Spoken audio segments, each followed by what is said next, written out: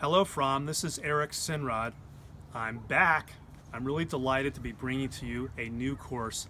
This one's entitled The Perils and Promise of International Law and Politics. Please join me on Monday mornings for this adventure.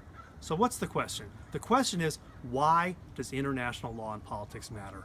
Go no further than our current presidential campaign. Are we going to build a wall? How are we going to handle ISIS? There's so many issues to be dealt with.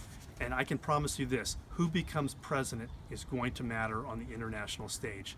And also, the world these days is becoming a much smaller place. It's a small world after all, as Disney taught us. Go no further than global commerce. McDonald's meals right now are served 70 million times a day across the planet. Coca-Cola servings, 1 billion of them every day in every single country on Earth. Starbucks, one of our newer companies, is now in 50 countries, and you can get your non-fat decaf cappuccino at the Great Wall of China.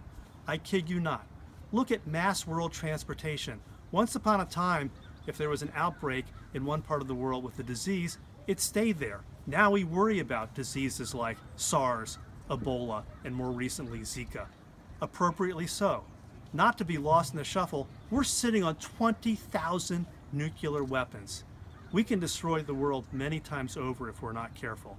So how are we going to deal with all of this on the international stage? We're going to focus on that, mostly post-World War II and in the current 9/11 era. We're going to look at the sources of international law, treaties, court cases, customs. We're going to study international organizations, the failure of the League of Nations, which preceded the UN, and where does the UN work and where does it not work. We're going to talk about human rights issues. We're going to study a case I took to the Supreme Court dealing with how Haitian boat people coming across the seas were treated here in the United States.